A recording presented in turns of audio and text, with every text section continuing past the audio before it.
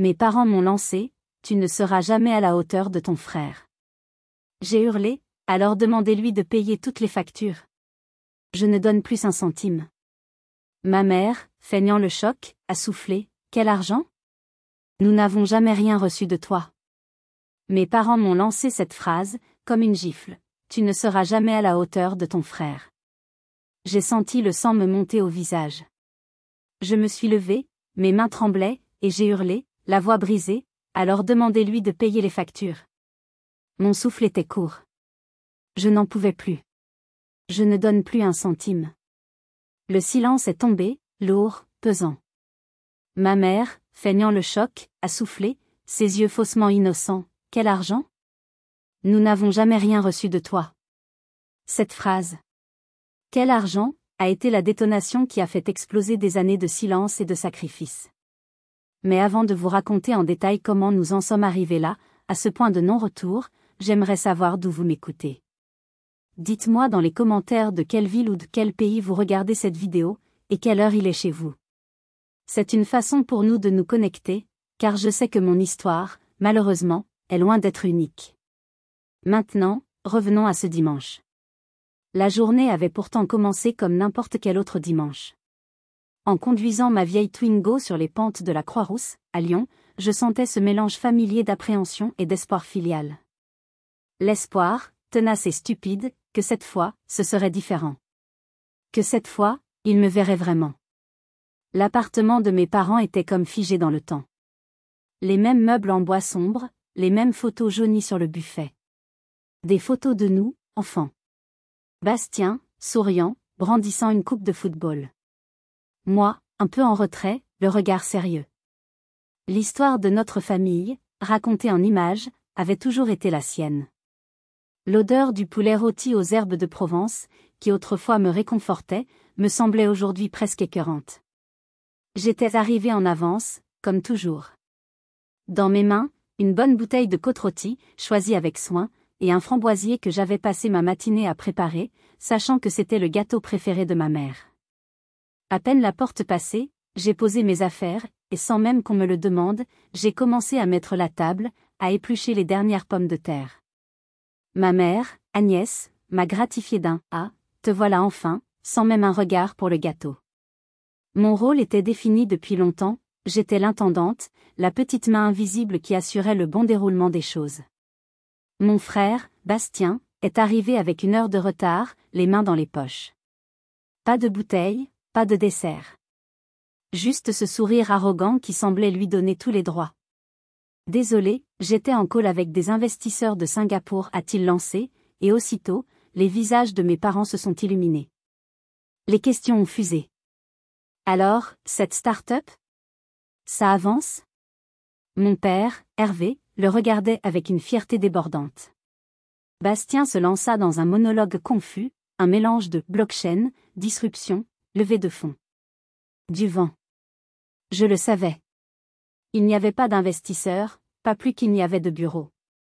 Il y avait juste un ordinateur surpuissant dans sa chambre d'ado attardé, un ordinateur que j'avais financé.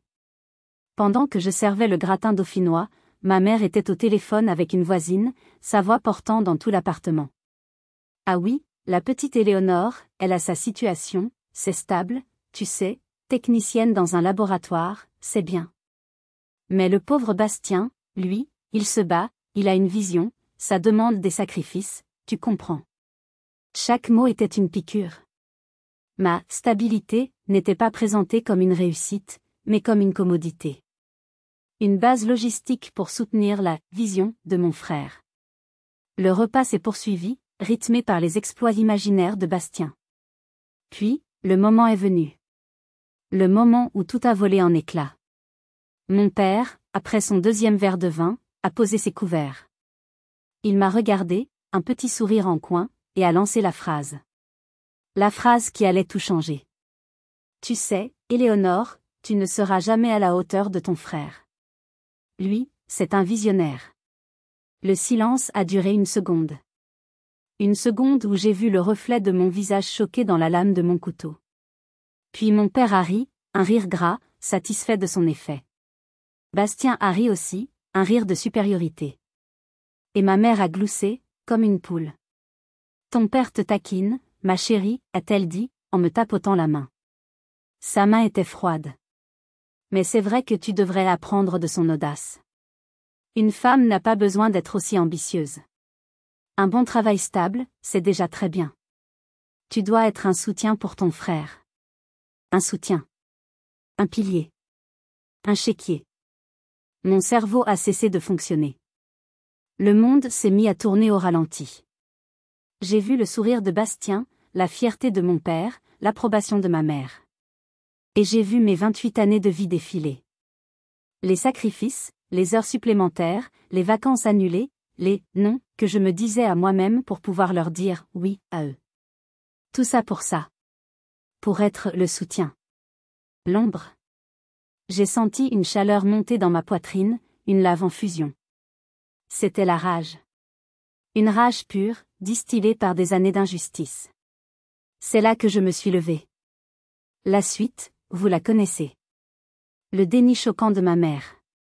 Le début de la fin. Il ne se doutait pas que ce n'était pas une crise de colère passagère. C'était une déclaration d'indépendance. Comment leur faire comprendre que leur petite blague venait de briser les chaînes que j'avais moi-même contribué à forger autour de mes poignets pendant toutes ces années? Tout a commencé si innocemment. Si insidieusement. Pour comprendre la déflagration de ce dimanche-là, il faut remonter le temps, 7 ans en arrière. J'avais 21 ans, et je flottais sur un nuage. Je venais de décrocher mon premier vrai contrat de travail, un CDD dans un grand laboratoire d'analyse médicale. Le salaire n'était pas mirobolant, mais pour moi, c'était une fortune. C'était le son de la liberté. Je venais d'emménager dans mon premier appartement, un petit studio à Villeurbanne. Les murs étaient fins, les meubles récupérés chez Emmaüs, mais chaque objet, chaque recoin, criait « chez moi ». J'étais fière. J'avais l'impression que le monde m'appartenait. La première fissure dans mon indépendance est apparue au téléphone. Un soir, après une longue journée de travail, ma mère a appelé. Sa voix était différente, fragile, empreinte de cette anxiété calculée qu'elle maîtrisait à la perfection.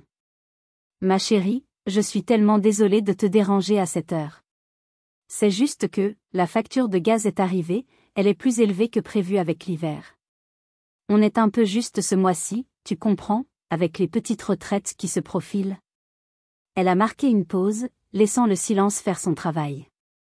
Pourrais-tu nous avancer 80 €? Juste jusqu'à la fin de la semaine. Tu es notre seul espoir. Notre seul espoir.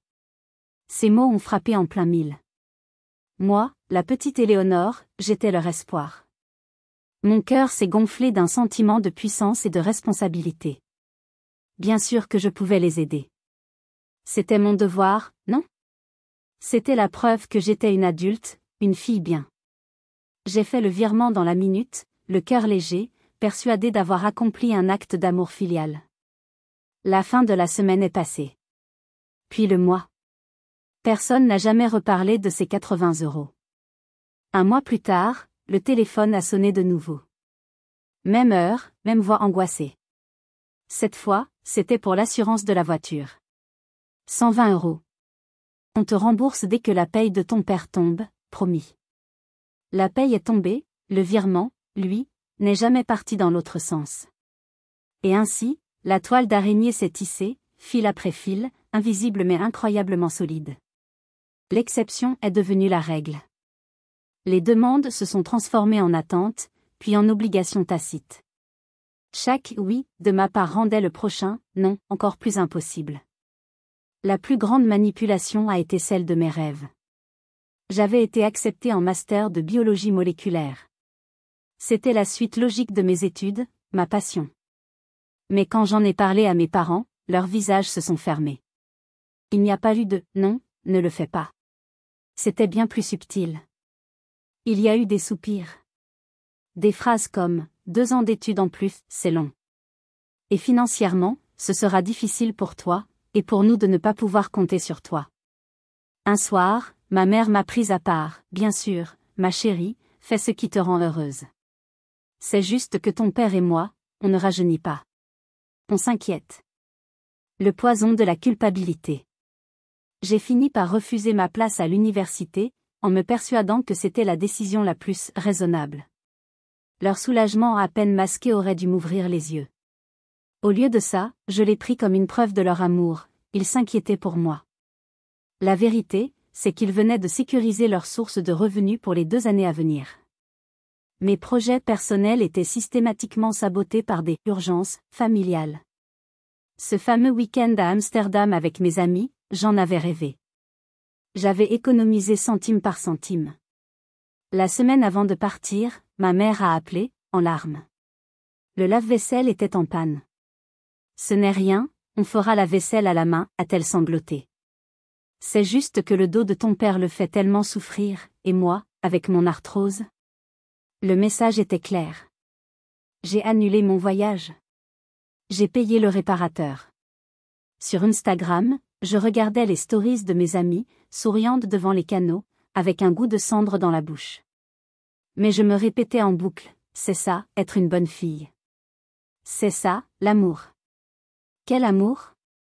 Un amour à sens unique. Un amour transactionnel. Chaque virement était un cri silencieux pour de la reconnaissance. Je guettais le moindre signe. Merci ma fille, sincère, on ne sait pas ce qu'on ferait sans toi. Mais ces mots ne venaient jamais. À la place, il y avait des listes de courses envoyées par SMS. Des rappels de factures. Et toujours, des éloges pour Bastien. Lui, il n'avait pas besoin de payer pour être aimé. Son existence suffisait. Sa simple présence était un cadeau, tandis que mes sacrifices étaient indus. Je n'étais pas seulement leur banque. J'étais leur plan de secours émotionnel et financier, un filet de sécurité qu'ils utilisaient sans jamais le reconnaître, sans jamais en prendre soin. J'avais renoncé à mes rêves, à mes économies, à ma tranquillité d'esprit, pour maintenir l'illusion d'une famille unie. Une illusion qui me coûtait bien plus que de l'argent. Elle me coûtait mon identité, mon estime de moi. J'avais accepté de sacrifier tout cela. Mais ce que je ne savais pas encore, c'est qu'ils étaient prêts à sacrifier bien plus, ma sécurité et mon avenir, sans le moindre scrupule. Le souvenir est gravé dans ma mémoire, aussi froid et précis que le marbre d'une tombe. Il y a 6 mois, un mardi matin, ma vie bien ordonnée a volé en éclats. Je me préparais pour aller au travail, ma tasse de café fumante à la main, la radio diffusant une chanson pop entraînante. Une matinée banale, un de ces moments de tranquillité que l'on croit acquis. C'est alors qu'on a frappé à la porte. Pas une petite tape amicale d'un voisin. Des coups secs, puissants, autoritaires, qui ont fait vibrer le cadre de la porte et résonner dans ma poitrine. J'ai baissé le volume de la radio, le cœur soudainement serré. J'ai regardé par le Judas. Un homme en costume sombre, le visage fermé, une mallette en cuir à la main. Il ne ressemblait pas à un démarcheur. J'ai ouvert, la chaîne de sécurité en place. Mademoiselle Éléonore Lemoine, sa voix était grave, dénuée de toute chaleur. J'ai hoché la tête, incapable de parler. Je suis maître Duval, huissier de justice. Je suis mandaté pour vous signifier une mise en demeure avant saisie des biens. Le monde autour de moi s'est tu. Huissier. Saisi. Les mots flottaient dans l'air, menaçants et absurdes. J'ai déverrouillé la chaîne comme un automate et j'ai pris l'enveloppe qu'il me tendait. Mes doigts étaient engourdis. J'ai refermé la porte et je me suis adossé contre elle, le souffle coupé. L'enveloppe semblait peser 1 tonne. Je l'ai ouverte avec des mains tremblantes. À l'intérieur, un document officiel, rempli d'un jargon juridique qui me submergeait. Mais quelques mots, imprimés en gras, sautaient à mes yeux: Société de crédit Sofinco, contrat numéro. Échéance impayée, somme totale due, 1987,54 €. Sofinco? Je n'avais jamais fait de crédit de ma vie. J'ai toujours eu horreur des dettes. C'était une erreur. Une terrible erreur. J'ai relu le document, cherchant une explication.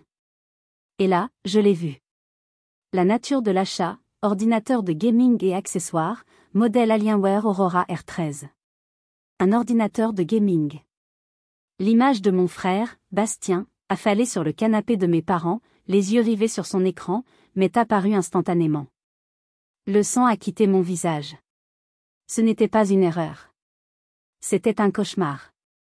L'huissier avait ajouté, avant de partir, que le contrat avait été souscrit en ligne, avec une photocopie de ma carte d'identité. Ma carte d'identité. J'ai repensé à cette fois, l'année dernière, où ma mère m'avait demandé une photocopie pour une démarche administrative pour la mutuelle. J'avais confiance. Je l'avais envoyée sans poser de questions. J'ai senti la nausée monter. La peur a laissé place à une fureur froide. J'ai enfilé mes chaussures, je n'ai même pas pris la peine de me changer. J'ai conduit jusqu'à chez mes parents, le cœur battant la chamade. J'ai trouvé Bastien exactement là où je l'avais imaginé, sur le canapé, une manette à la main. L'écran de télévision affichait un jeu de guerre ultra réaliste. Je lui ai jeté la lettre au visage. Elle a atterri sur ses genoux. Il l'a regardée d'un air ennuyé. Ah, ça. T'inquiète, c'est juste une petite embrouille administrative. Une embrouille administrative ? Ai-je crié, la voix tremblante de rage. Bastien, un huissier est venu chez moi. Ils vont saisir mes meubles. Tu as utilisé mon nom, ma carte d'identité. Tu as commis une fraude. Il a eu le culot de soupirer, comme si je le dérangeais. Oh, ça va, t'exagères. J'avais besoin de l'ordinateur pour mon projet de sport. C'est un investissement.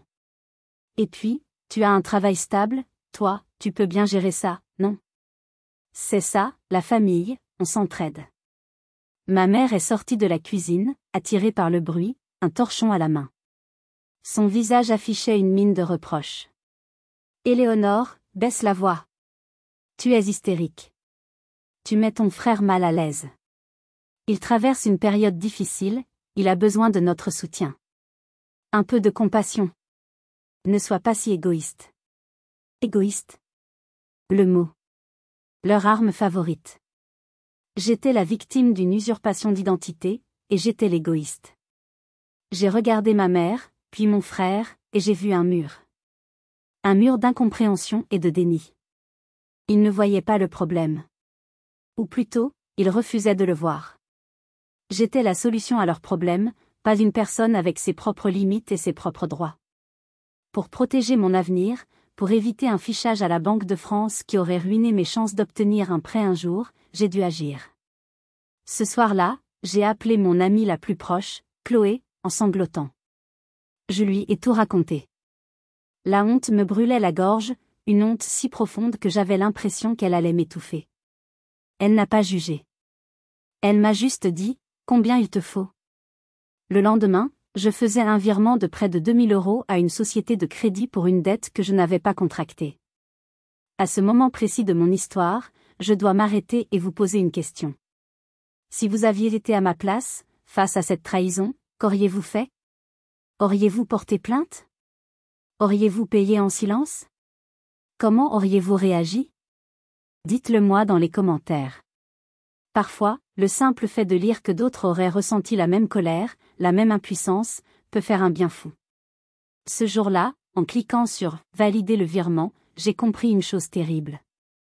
Ils ne se contenteraient pas de prendre mon argent.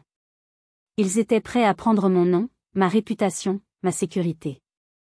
Ils me considéraient comme un dommage collatéral acceptable dans la poursuite de leur confort et des ambitions de mon frère. Le gouffre qui venait de s'ouvrir sous mes pieds était bien plus profond et bien plus sombre que je ne l'avais jamais imaginé. Et je savais que si je continuais à me laisser faire, il finirait par m'y engloutir tout entière. Après l'épisode de l'huissier, quelque chose en moi s'est durci. La tristesse et la confusion ont commencé à laisser place à une colère froide, une sorte de détermination glaciale. Je ne pouvais plus continuer à vivre dans le déni. Le déni de leur comportement, mais aussi le déni de ma propre complicité. Car en ne disant jamais non, en acceptant l'inacceptable, j'avais autorisé cette situation à pourrir. La gifle du déjeuner dominical n'a été que l'étincelle qui a mis le feu aux poudres. Les fondations de mon silence étaient déjà fissurées.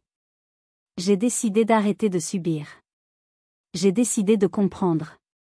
J'ai consacré le week-end suivant à une tâche que j'avais repoussée pendant des années, par peur de ce que j'allais découvrir. Une autopsie financière de ma propre vie. Je me suis enfermée dans mon petit appartement. J'ai rassemblé tous les documents que je pouvais trouver, mes relevés de compte des 7 dernières années, que j'ai dû demander en partie à ma banque, mes vieilles fiches de paie, mes contrats de location. J'ai sorti mon ordinateur portable et j'ai ouvert un tableur Excel. La page blanche me fixait, presque menaçante. L'odeur de la poussière et du vieux papier flottait dans l'air. J'ai commencé par le début. 2018, mon premier salaire. Ma première aide à mes parents. Ligne par ligne, mois par mois, année par année, j'ai tout répertorié. Chaque virement libellé, aide famille, courses, facture EDF, urgence papa. Chaque retrait en liquide que je savais destiné à l'argent de poche de Bastien. Chaque dépense imprévue qui était, en réalité, une de leurs urgences déguisées. C'était un travail douloureux, presque masochiste. Chaque ligne était un souvenir, une petite trahison. Ce virement de 500 €?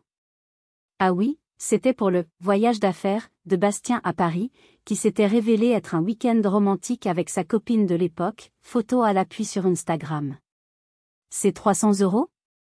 Pour une réparation urgente sur la voiture de mon père, qui, curieusement, a coïncidé avec l'achat d'une nouvelle télévision grand écran. Les heures passaient. Le soleil a commencé à décliner, projetant de longues ombres dans mon salon. Les tasses de café froid s'accumulaient sur mon bureau. Je ne sentais ni la faim, ni la fatigue. J'étais animé par une sorte de fièvre, une quête obsessionnelle de la vérité. La vérité brute, celle des chiffres. À 2 heures du matin, le dimanche, j'ai terminé. J'ai regardé la dernière cellule du tableur. Celle qui affichait la somme totale. Le chiffre clignotait sur l'écran, presque irréel. 42 754 €. 42 754 €. J'ai fixé le chiffre, hébété. C'était l'équivalent d'un apport pour un appartement. Le prix d'une voiture neuve. Le coût de plusieurs années de voyage autour du monde. C'était le prix de ma servitude volontaire. Le prix de mon besoin désespéré d'être aimé. Je n'ai pas pleuré. La tristesse était au-delà des larmes. J'ai ressenti un vide immense, puis une clarté fulgurante. Ce n'était pas de l'amour. Ce n'était pas de l'entraide. C'était une exploitation, un système bien rodé dont j'étais la seule et unique source de financement. Le lendemain, je suis allé dans une papeterie. J'ai acheté le plus grand classeur que j'ai pu trouver. Un classeur rouge vif. La couleur de la colère, la couleur du stop. J'ai passé l'après-midi à imprimer les relevés de compte, à surligner les lignes pertinentes. J'ai imprimé les captures d'écran des messages où ma mère me suppliait, où Bastien me promettait de me rembourser. J'ai tout classé, chronologiquement. Le classeur pesait lourd dans mes mains. Il était rempli de ma douleur, de mes sacrifices. Il était devenu une arme. Mon armure. Alors que je refermais le classeur, je ne me sentais pas vengeresse. Je me sentais juste, lucide. Pour la première fois depuis des années. Ce n'était pas un plan de vengeance. C'était une stratégie de survie. Je ne savais pas encore quand ni comment j'allais l'utiliser. Mais je savais qu'il était là, prêt. La preuve tangible que je n'étais pas folle. Que ma souffrance était réelle. Que mon histoire méritait d'être entendue, ne serait-ce que par moi-même. Avant de vous révéler ce que j'ai fait de ce classeur, et comment il a changé le cours de ma vie, je dois vous raconter un autre incident. Un incident qui m'a prouvé que leur toxicité ne se limitait pas aux murs de la maison familiale, mais qu'ils étaient prêts à la faire déborder sur ma vie professionnelle, mon sanctuaire. Mon travail a toujours été plus qu'un simple gagne-pain. C'était mon refuge.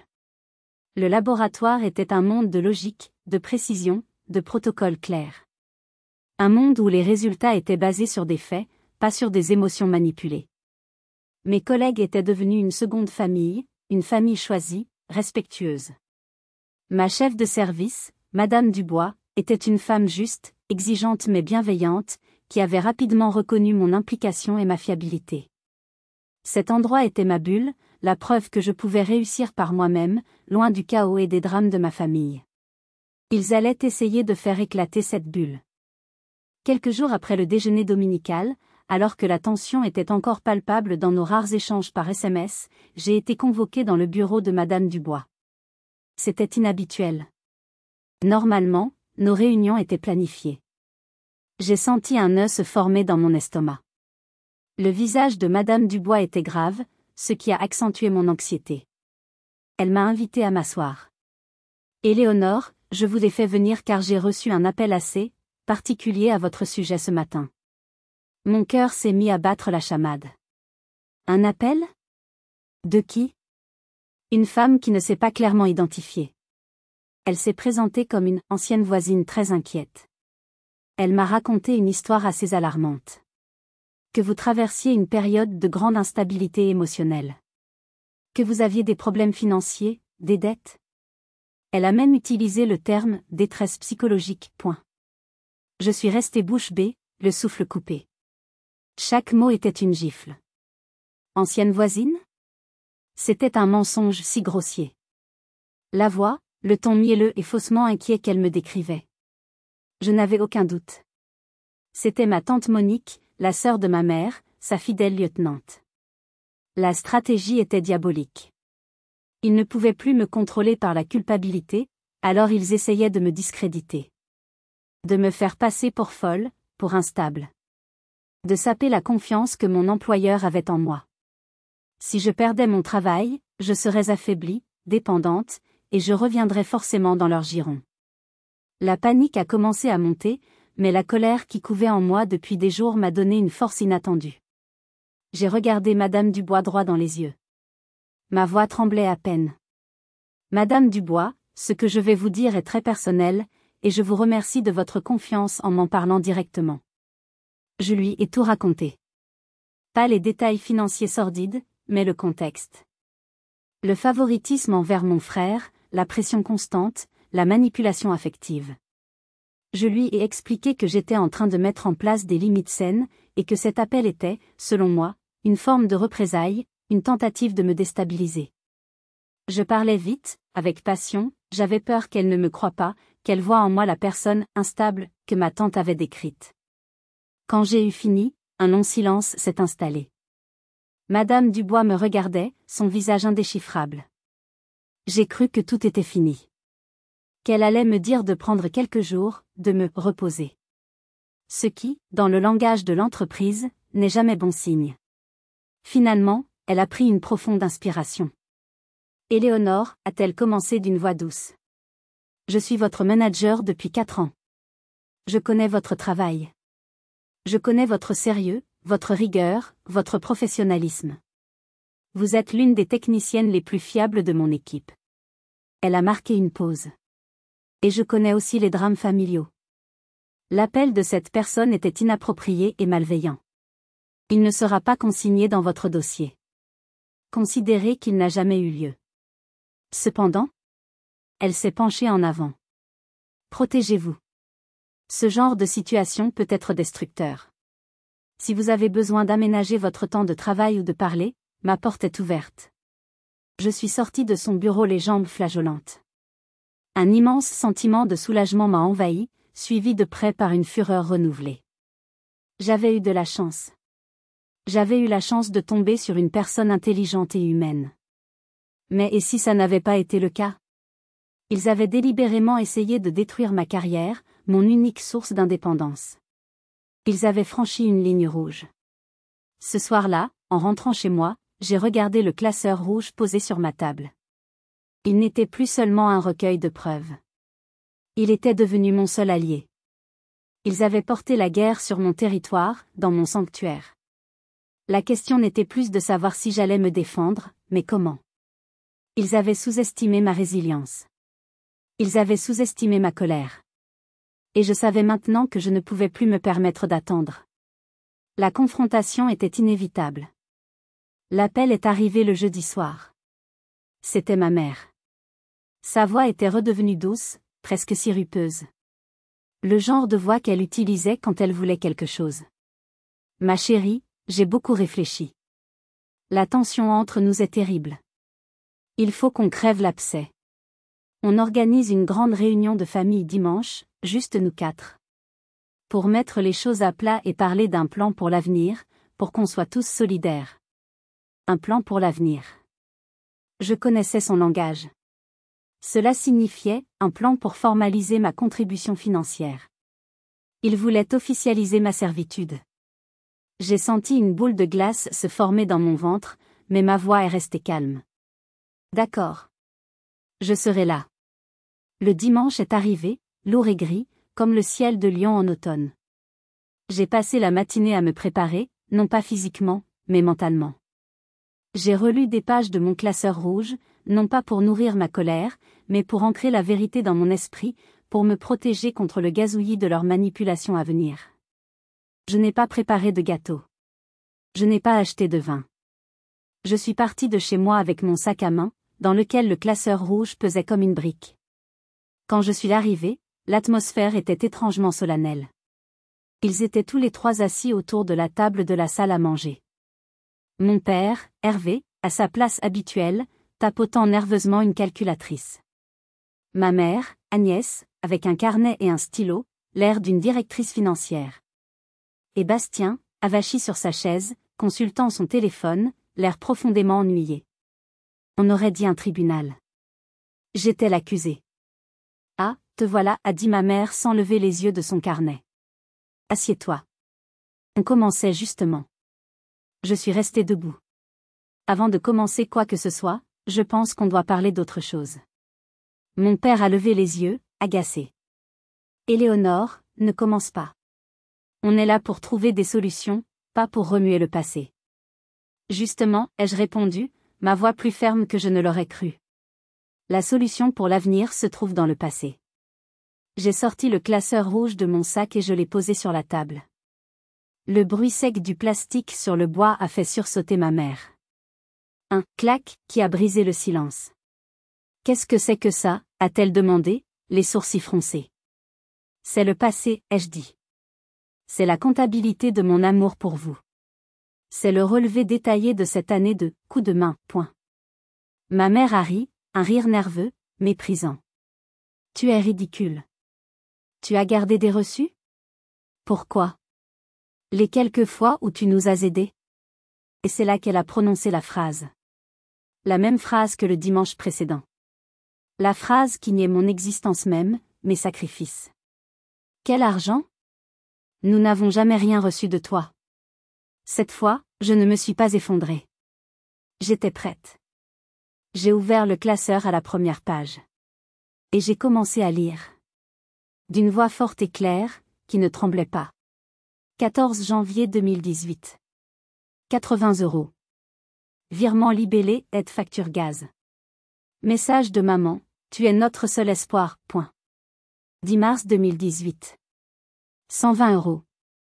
Virement libellé, assurance voiture. Message de papa, on te rembourse à la fin du mois, point. Je continuais, page après page. Je ne lisais pas seulement les chiffres. Je lisais leurs mots. Leurs promesses. Leurs manipulations.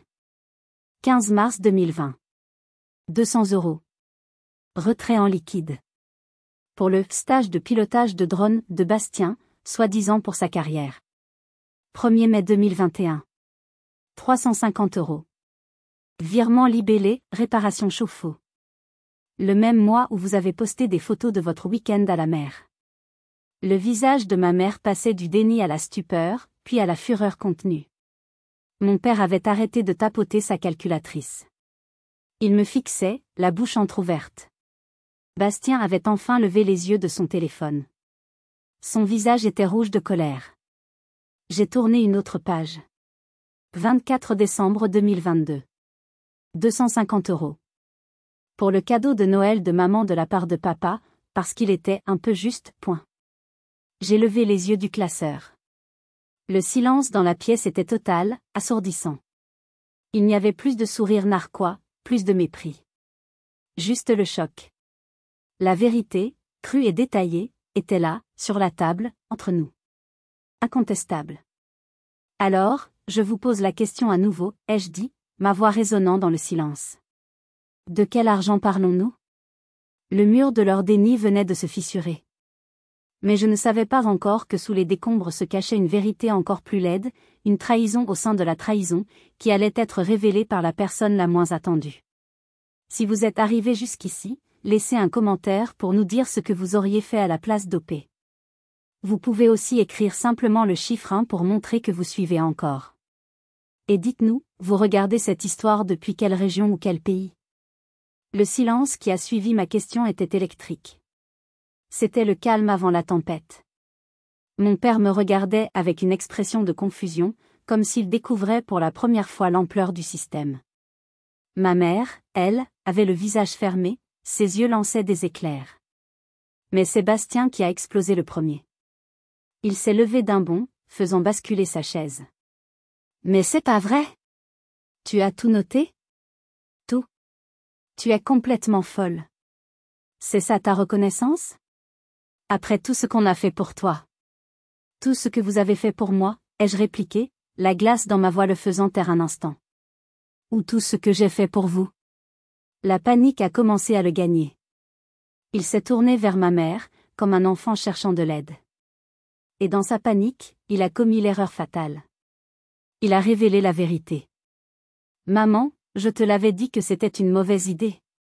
Je t'avais dit qu'il ne fallait pas lui demander un virement mensuel officiel. Je t'avais dit qu'il fallait continuer comme avant, avec les petites urgences. Elle n'aurait jamais rien su. Le monde a semblé basculer. Les mots de Bastien flottaient dans l'air. Je t'avais dit. Il ne s'adressait pas à mon père. Il s'adressait à ma mère. Ce n'était pas une collaboration. Ce n'était pas mon père qui demandait et ma mère qui suivait. C'était elle. Depuis le début. Elle était le cerveau. Mon père s'est tourné lentement vers sa femme. Agnès? De quoi parle-t-il? Le masque de ma mère s'est fissuré. Le visage de la femme d'affaires a disparu, remplacé par celui d'une martyre. Les larmes ont commencé à couler sur ses joues, des larmes de crocodile parfaitement maîtrisées. Vous ne comprenez pas, a-t-elle sangloté. Aucun de vous ne comprend. Elle s'est lancée dans une tirade dramatique. Elle a parlé de son enfance difficile, de la peur de manquer qui ne l'avait jamais quittée. Elle a transformé sa cupidité en prudence, sa manipulation en protection. Je faisais ça pour nous. Pour la famille. Éléonore, elle a la sécurité de l'emploi. Bastien, lui, il a du talent, mais il a besoin d'un coup de pouce. C'est normal que la plus stable aide le plus fragile. Je n'ai fait que gérer les finances de la famille pour le bien de tous. C'était magistral. En l'espace de 30 secondes, elle s'était transformée de coupable en victime, en gestionnaire bienveillante d'une fortune familiale qui n'existait que grâce à moi. Mais cette fois, sa magie n'opérait plus. Gérer, ai-je dit, ma voix basse et tranchante. Tu n'as rien géré du tout. Tu m'as siphonné. Tu as menti, tu as manipulé. Tu as utilisé ma carte d'identité pour une fraude. Tu as appelé mon employeur pour tenter de me faire licencier. Est-ce que ça aussi, c'était pour le bien de la famille? À la mention de l'appel, mon père a sursauté. Tu as fait quoi, Agnès? Le visage de ma mère est devenu livide. Elle ne s'attendait pas à ce que je le sache. Je me suis levée, j'ai refermé mon classeur. Le procès était terminé. C'est fini, ai-je annoncé. Tout est fini. Plus un centime. Plus de virements, plus d'urgence, plus de coups de main. Si vous avez besoin d'aide, vous apprenez à demander poliment, comme des adultes. Et vous apprenez à accepter non comme une réponse. J'ai regardé chacun d'entre eux. Mon père, perdu et déçu. Mon frère, furieux et désemparé. Et ma mère, la manipulatrice démasquée, le regard plein de haine. Je ne suis pas votre banque, ai-je dit en me dirigeant vers la porte. Je ne suis pas votre plan de retraite. Je suis votre fille. Et vous avez échoué à ce rôle. Je suis sortie de l'appartement sans me retourner. J'ai laissé derrière moi les ruines de leur système, les débris de mon ancienne vie. Les notifications de messages et d'appels manqués ont commencé à faire vibrer mon téléphone avant même que j'aie atteint ma voiture. Je ne les ai pas regardés. Je savais que la guerre n'était pas terminée. Ils avaient perdu une bataille, mais ils n'avaient pas dit leur dernier mot. Je ne savais pas encore à quel point leur vengeance serait mesquine et publique. Dès que je suis montée dans ma voiture, le barrage a commencé. Mon téléphone vibrait sans interruption, l'écran s'allumant frénétiquement. Maman. Papa. Bastien. Maman. Tante Monique. Maman. Je l'ai mis en mode silencieux et je l'ai jeté sur le siège passager. Le silence dans l'habitacle était assourdissant, contrastant avec le chaos qui régnait dans ma tête. En rentrant chez moi, j'ai ressenti un mélange étrange de vide et de légèreté. Le vide d'avoir perdu ma famille, et la légèreté d'avoir enfin enlevé un poids de 42 000 € de mes épaules. La première phase de leur contre-attaque a été la manipulation directe. Les messages vocaux s'accumulaient. Ma mère, en pleurs, comment peux-tu nous faire ça? Après tout ce que j'ai fait pour toi. Tu me brises le cœur. Mon père, sur un ton faussement autoritaire, Éléonore, cette comédie a assez duré. Reviens à la maison immédiatement pour qu'on ait une vraie conversation d'adulte. Bastien, haineux, bravo, tu as gagné. Tu es contente d'avoir tout détruit? J'espère que tu dormiras bien. Je n'ai répondu à rien. Le silence était ma nouvelle arme. Voyant que la manipulation ne fonctionnait pas, ils sont passés à la phase 2, la campagne de dénigrement public. C'est ma mère qui a ouvert le bal. Sur sa page Facebook, elle a publié une de ses images mièvres avec un coucher de soleil, accompagné de la légende « C'est une grande tristesse quand les enfants oublient tous les sacrifices que leurs parents ont faits pour eux. » Parfois, le cœur d'une mère saigne en silence. Le piège était parfait. C'était assez vague pour ne pas me nommer, mais assez précis pour que tout notre cercle familial et amical comprenne. Les commentaires ont afflué. Courage, Agnès. Les jeunes d'aujourd'hui ne savent plus ce qu'est le respect. Nous sommes de tout cœur avec vous. Ma tante Monique a bien sûr ajouté son grain de sel, tu es une mère merveilleuse, ne laisse personne te faire croire le contraire. Chaque commentaire était un coup de poignard. Ils étaient en train de réécrire l'histoire, de me peindre comme la méchante, la fille ingrate et matérialiste. La rumeur s'est propagée comme une traînée de poudre. J'ai reçu un message d'une cousine éloignée. Coucou Éléonore, j'ai appris que tu avais de gros soucis avec tes parents. Apparemment tu leur aurais volé de l'argent? Si tu as besoin de parler? J'étais abasourdie. Non seulement ils niaient l'argent que je leur avais donné, mais ils m'accusaient maintenant de leur en avoir pris. L'inversion accusatoire était totale, perverse. C'était une période d'isolement intense. J'avais l'impression que le monde entier était contre moi, que ma propre famille avait empoisonné tous les puits auxquels j'aurais pu m'abreuver. Je commençais à douter de moi-même. Étais-je vraiment la méchante? Avais-je été trop dure? Le gaslighting était si puissant qu'il commençait à s'infiltrer dans mes pensées. C'est alors qu'un rayon de lumière a percé l'obscurité. Un soir, mon téléphone a sonné. Un numéro que je ne connaissais pas. J'ai hésité, puis j'ai décroché. Allô, Éléonore? C'est Monsieur Lambert. L'ancien voisin de tes parents, tu te souviens de moi? Monsieur Lambert. Un homme à la retraite, discret et gentil, qui avait vécu à côté de chez mes parents pendant 20 ans avant de déménager. Oui, bien sûr, Monsieur Lambert. Comment allez-vous? Je vais bien, ma petite. Écoute, je t'appelle parce que j'ai eu ta tante Monique au téléphone.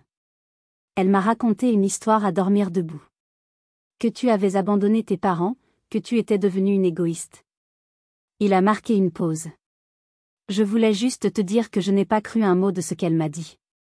J'ai senti les larmes me monter aux yeux. Je ne sais pas quoi dire.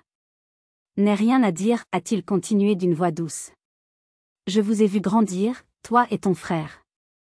Je t'ai vu, toi, aller faire les courses pour tes parents après tes longues journées de travail. Je t'ai vu déneiger leur entrée l'hiver pendant que ton frère restait au chaud. Je t'ai entendu au téléphone parler de factures et de soucis. Je ne suis pas dupe, Éléonore. Tu as toujours été une fille en or. Ne laisse personne te faire croire le contraire. Cet appel a été comme un baume sur une plaie à vif. Il m'a rappelé que la vérité existait en dehors du récit toxique de ma famille. Quelqu'un m'avait vu. Quelqu'un savait. Cet appel m'a donné la force de tenir bon, de ne pas céder au doute. La guerre psychologique était intense, mais je n'étais plus complètement seule. J'avais un allié inattendu. Et cela faisait toute la différence. L'appel de Monsieur Lambert a été un tournant. Il a renforcé ma détermination. La phase de deuil et de choc laissait lentement place à une phase de reconstruction active. Je devais reprendre le contrôle de ma vie, de mon espace, de mes finances, et surtout, de mon bien-être mental. La première action a été concrète, presque chirurgicale. Un lundi matin, j'ai pris mon ordinateur et je me suis connecté à mon application bancaire. J'ai supprimé tous mes parents de la liste de mes bénéficiaires. Puis, j'ai annulé les 3 virements automatiques que j'avais mis en place des années auparavant pour eux. L'application m'a demandé, « Êtes-vous sûr de vouloir supprimer ce virement permanent ?» J'ai cliqué sur « Oui » sans la moindre hésitation. Un poids s'est littéralement envolé de ma poitrine. Ensuite, j'ai pris une décision que j'aurais dû prendre depuis des années, j'ai cherché un thérapeute. J'ai trouvé une psychologue spécialisée dans les relations familiales toxiques et la dépendance affective. Le premier rendez-vous a été incroyablement difficile. J'ai pleuré pendant 1 heure entière. J'ai vidé mon sac, déversant des années de frustration, de culpabilité et de tristesse. Pour la première fois, quelqu'un m'écoutait sans me juger, sans me dire que c'est la famille, sans minimiser ma douleur. Ma thérapeute m'a donné les mots pour décrire ce que j'avais vécu: manipulation, gaslighting, parentification. Le simple fait de nommer les choses m'a donné un sentiment de pouvoir. Le pas suivant a été de me réapproprier mon argent. J'ai ouvert un nouveau compte d'épargne en ligne. Je l'ai baptisé « Projet Éléonore ». Et j'y ai programmé un virement automatique. Le premier de chaque mois, 500 €, la somme même que mes parents voulaient m'imposer, serait désormais versée sur ce compte. Mon compte. Voir ce premier virement apparaître a été un moment de pure joie. Cet argent n'allait plus servir à financer les rêves des autres, mais les miens. J'ai commencé à faire des choses que je m'étais toujours refusées. Des petites choses, mais qui étaient des symboles de ma nouvelle liberté. J'ai acheté ce pot de yaourt bio hors de prix au supermarché, juste parce que j'en avais envie, sans calculer si cet argent ne serait pas mieux utilisé ailleurs. J'ai pris rendez-vous chez le dentiste pour ce détartrage que je repoussais depuis 1 an. J'ai appelé mes amis et j'ai organisé un dîner, sans craindre qu'un appel d'urgence, de dernière minute ne vienne tout gâcher. J'apprenais à habiter ma propre vie. J'apprenais à me faire passer en premier, non par égoïsme, mais par nécessité. Ma thérapeute m'a dit une phrase qui est restée gravée en moi: vous ne pouvez pas verser de l'eau d'une carafe vide. Pendant des années, ma carafe avait été vide, et je continuais d'essayer de la pencher pour étancher la soif des autres. Maintenant, j'apprenais à la remplir, goutte après goutte. Bien sûr, tout n'était pas rose. Il y avait des jours de doute intense. Des moments où la culpabilité revenait en force, comme une vieille rengaine. Est-ce que ma mère allait bien? Est-ce que mon père arrivait à payer ses factures? C'est dans ces moments-là que j'ouvrais le classeur rouge. Je ne le lisais pas en entier. Juste une page. Une capture d'écran d'un message manipulateur. Le relevé d'une dépense extravagante faite avec mon argent. Cela suffisait à me rappeler pourquoi j'avais fait tout ça. Le classeur n'était pas un instrument de vengeance, c'était un phare. Un rappel de la vérité pour les jours où le brouillard de la culpabilité menaçait de m'engloutir à nouveau. Je construisais ma forteresse intérieure, pierre par pierre. J'étais en train de devenir la gardienne de ma propre paix. Mais je savais qu'il restait une dernière bataille à livrer, une dernière attaque sournoise qu'ils allaient lancer pour essayer de tout détruire. Un jour, en relevant mon courrier, j'ai trouvé une lettre.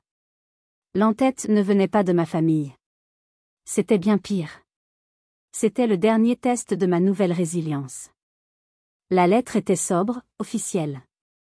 L'entête de la Direction générale des finances publiques. Mon cœur a raté un battement. En la décachetant, mes mains étaient moites. C'était une notification de contrôle fiscal sur pièce. Une vérification approfondie de mes revenus et de mes dépenses des 3 dernières années. Le hasard n'existe pas. C'était leur dernier coup. Leur ultime tentative de me nuire, en utilisant l'arme la plus redoutable, l'administration. Une dénonciation anonyme, lâche, destinée à me plonger dans un cauchemar de paperasse et de stress, espérant peut-être y trouver une faille, une erreur, pour enfin pouvoir dire, vous voyez, ce n'est pas une sainte. Il y a 1 an, cette lettre m'aurait anéanti. J'aurais paniqué, j'aurais passé des nuits blanches à imaginer le pire. Mais la Éléonore qui tenait cette lettre n'était plus la même. J'ai respiré profondément. J'ai ressenti une bouffée de colère, bien sûr, mais elle a été rapidement remplacée par une étrange sérénité. J'étais prête. Mieux que prête. J'étais armée. J'ai pris rendez-vous avec l'inspecteur en charge de mon dossier. Je n'ai pas pris d'avocat. Je n'en avais pas besoin. Ma meilleure défense, c'était la vérité. Le jour J, je suis entrée dans le centre des impôts, non pas comme une suspecte, mais comme une citoyenne sûre de son droit. J'avais avec moi un dossier impeccable, mes fiches de paie, mes relevés de compte, mes déclarations d'impôts. Et, dans un sac séparé, j'avais apporté le classeur rouge. Mon assurance vie. L'inspectrice était une femme d'une 50aine d'années, au regard scrutateur. Je lui ai expliqué la situation, sans pathos, sans me plaindre. J'ai exposé les faits. L'aide financière constante à ma famille, la nature des virements, le contexte de dépendance affective. Quand elle a froncé les sourcils en voyant les sommes importantes qui sortaient de mon compte, j'ai sorti le classeur rouge. Ceci est mon journal de bord personnel, lui ai-je dit. Il contient les preuves de chaque centime versé, et le contexte de chaque demande. Je lui ai montré les messages, les emails, les promesses de remboursement jamais tenues. Elle a feuilleté quelques pages, son expression passant de la suspicion à l'étonnement, puis à une forme de compassion discrète. Elle a passé près d'une heure à tout vérifier. Finalement, elle a refermé le classeur. Elle a relevé les yeux vers moi. Mademoiselle Lemoine, a-t-elle dit d'un ton professionnel, mais où perçait une pointe d'humanité. Votre dossier est parfaitement en règle. Il est évident que vous avez été victime d'une situation d'abus de confiance et de pression financière. Cette dénonciation est clairement malveillante et sans fondement. Le contrôle est clos. Je vous souhaite bon courage pour la suite. En sortant du bâtiment, le soleil de Lyon m'a semblé plus brillant que jamais. Un sourire s'est dessiné sur mes lèvres. C'était fini. Vraiment fini. Ils avaient joué leur dernière carte, leur carte la plus vicieuse, et ils avaient perdu. Ils n'avaient plus aucun pouvoir sur moi. Aujourd'hui, 1 an a passé depuis ce jour. Ma vie a changé d'une manière que je n'aurais jamais cru possible. Le silence de ma famille est devenu une paix bienvenue. J'ai été promue au travail. Avec l'argent de mon projet Éléonore, je me suis offert un vrai voyage. Pas un week-end à la sauvette, mais 2 semaines en Italie. J'ai mangé des pâtes à Rome, je me suis émerveillée devant les galeries de Florence, et j'ai regardé le soleil se coucher sur les canaux de Venise. Seule. Et heureuse. J'ai rencontré quelqu'un. Un homme bon, doux, qui me demande comment s'est passée ma journée et qui écoute vraiment la réponse. Qui célèbre mes réussites au lieu de les voir comme une menace ou une ressource. Qui, quand je lui ai raconté mon histoire, m'a juste prise dans ses bras et m'a dit « Tu es incroyablement forte ». Le classeur rouge est toujours dans mon placard. Je ne le regarde presque jamais. Il n'est pas un trophée de guerre. Il est un témoignage. Le témoignage que ma douleur était réelle, que je n'étais pas folle. Le témoignage qu'on peut survivre à la manipulation et se reconstruire, plus fort, plus sage. J'ai appris que le mot « famille » ne doit jamais être une excuse pour la cruauté. J'ai appris que l'amour véritable ne s'achète pas, il ne vient pas avec une facture à la fin du mois. J'ai appris à dire « non ».